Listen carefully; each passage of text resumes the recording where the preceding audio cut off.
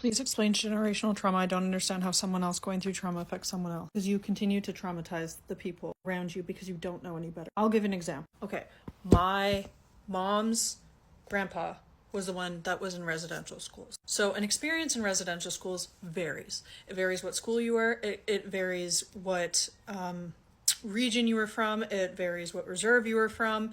It varies. There's a whole bunch of different experiences. And I'm not going to give you the worst because the worst I can't say on here. The comments I have gotten from people who have survived residential schools and the things that they leave in the comments, the reason I don't reiterate those things is because the video, one, like most likely would get taken down, and two, that's other people's trauma to share, not my trauma to share on behalf of other people. For example though, you're 4 or 5 years old. Someone shows up at your home that you don't know, that doesn't look like you or anyone you know. They're a different color, they speak a different language, they have weird names, they take you away from your parents. Kicking, crying, and screaming. Because you don't have a choice. Your parents don't want you to leave, you don't want to leave, but you have no choice. They take you, they shave your head bald. Then they decide that your name is no longer your name. Whatever your name is, say it's John. Your name's John, you're no longer named John. We're just going to give you a new name. You're going to be named Bob. We decide that your name is Bob. Now, if you tell anyone your name is John, if you tell anyone anything about that, then we're going to beat you. And if you decide to speak the only language you know, so say you're hungry and you're asking the person in charge, I'm hungry, I want food, and you say it in your language, they're going to beat you. Now you're missing your family, you're missing your home. You want to go to the people who have been your only source of comfort, your warm, your bed, the food you know, because the food that they're feeding you is filled with mold. And that kid that you became friends with at your school just passed away and they buried them in the back. And you don't even know their real name because they were given a fake one.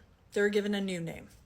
So this is the experience you have every time that you do something that's wrong. And wrong could be speaking your language. It could be using your name. It could be putting your hand up at the wrong time. It could be making the wrong noise. It could be walking too fast, walking too slow, whatever the thing is, you get beat for it. Then you get to go home for maybe a couple days, maybe a week, for holidays. And that's only if your parents obeyed and did absolutely everything that the Indian agent on their reserve told them to. And they had to come and get you. And now they've been intentionally impoverished. All of their means of making money have been taken away from them. They have no way to make money, but they're supposed to pick you up from school that sometimes we're provinces away. They're supposed to be able to get to you and get home and bring you back on time. And if they don't bring you back on time, they're not going to be allowed to see you again. Sometimes the next visit, sometimes all of the visits.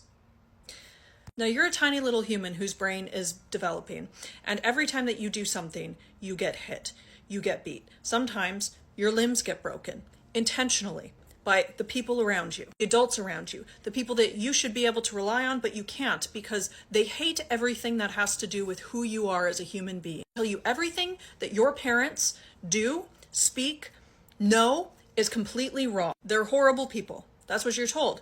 And your parents can't save you. The people who are supposed to be able to save you can't save you, because if they try and save you, then they will go to prison. So this is your lived experience. You go home. There's been a lot of accounts of people saying that they would go home and be upset with their parents, be mad with their parents because they felt like they were being failed in some way. Because what do you tell? Not only that, but there's stories of being SA'd by priests, by nuns, by these people that are supposed to be in charge of you and protecting you. And as you get older, if you're the one who survives, right? Because there's survivors. These people survived these places. And you get out into the real world, the Canadian world, the world that is off the reserve. If you go out and now you're being told that everything about you is wrong. Your skin color's wrong, the way you talk is wrong, everything about you is wrong. You experience racism when you go shopping, you experience racism when you try and get jobs, you experience racism every part of your life. And then you have a kid. You've never been taught how to parent, not because your parents didn't want to parent you, but because they were never given the chance to be your parent, because you were stolen from your parents. And that's if you weren't one of the people that were taken and sold to people in the United States, because that also happened. They had ads to buy Indigenous children. Then you have your own kids. And what have you been taught? You've been taught that beating kids is the way to get them to listen. You've been taught that screaming at them is the way to get them to listen. You have no ability to reach out to anyone who's supposed to be an authority figure, because every single authority figure in your life would punish you every single time you did anything that was perceived as wrong. But the thing is that wrong was always moving. There was never a standard of what was actually wrong, because they were looking for any single reason to take out abuse on you. But now you're supposed to raise a kid. How do you do that? You don't have the coping skills. You don't have the mechanisms. You are also in poverty because you weren't allowed to go to university. And if you went to university, you had to give up your status. And giving up your status meant that you couldn't live around, and now that you're an adult, you can't live on the reserve with the only people that know what you've gone through. When you go to apply for jobs, people look at you like you're less than, because they've been told that Indigenous people are these terrible people. So you're making less money, you don't have access to resources, you don't have access to jobs, because again, a lot of the reserves are remote. A lot of them, you don't have money to get a car, so you're stuck on the reserve, you don't have income, and you're supposed to raise kids. And you're constantly fearing things like birth alerts, which birth alerts in Canada is when an Indigenous person gives birth, and quite literally they call CPS for no reason, to try and take your child away from you. Oh, you have pain, pelvic pain, right? You go in, you find out you have a cyst, which happens. You have ovarian cysts, right? That happens all the time. It's very frequent. They need to remove it surgically. Then you find out that your doctor sterilized you without your consent, because that happens in Canada. There's a doctor who lost his license in 2018. But this whole time that you're grappling with all of this, you're supposed to be a present, emotionally available, healthy parent. But it's really hard, because the only thing you've ever known is being hit, is being abused, is being emotionally abused. And now even white people in our day-to-day, and everyone's day-to-day in Western society, they even have a hard time acknowledging what emotional abuse is. You can't teach your language to your children because you were never taught it. It was beaten out of you. You weren't allowed to use your language. You lose your family names because the Indian agents just like to rename people. They just gave them random white names just for the shit of it. Sometimes they'd use their own names, so you'd have no history of your family. It's hard to make your family tree because people's names were changed. Everything was fucked around. People were taken by CPS in the 60s scoop. 60s, they literally were just taking children as like, just cuz. And now you're expected to teach your kids how to go out into this environment, this world, these cities, and navigate those confidently, while they're also being discriminated against because of their skin color, because of where they come from. Being told things like they're inherently lazy because they're Indigenous people. And now those children, okay, so you raise your kid, you do your best that you can. Now your child decides to have their own children, and they've only known what you've been able to teach them. And unfortunately, sometimes those things are what happened to them because they didn't know any better.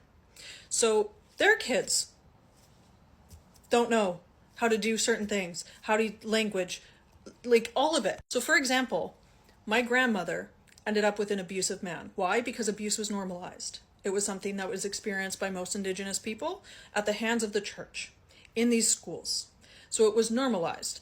Then my mother ended up with my father, who has a habit, and I say habit loosely. He's French Canadian, and he loves to date Indigenous women and marginalized women. Why? Because he likes to put his hands on them. My mom was amazing and was able to get us into therapy and pull us out of that by working really hard, getting a good paying job, and leaving my father, right? So she leaves my father, but unfortunately, emotional abuse happens. And then I marry a man who is a little bit better than my dad, because he doesn't lay his hands on me, but he's emotionally abusive. The residential school that abused my grandfather then had my grandmother abused, which then my mother, which then me. And finally, I'm able to know better, do better, because I have access to things. How many generations did it take? And I'm sure that my son will still have to work through things because his dad can be emotionally abusive. That's generational trauma. Unfortunately, not everyone gets out of that cycle, because it is a cycle. Because do you know why my dad's a terrible person who puts his hands on people? Because he was French Canadian and raised in a Catholic church where priests were doing things to kids. And that's how it trickles down, generation after generation.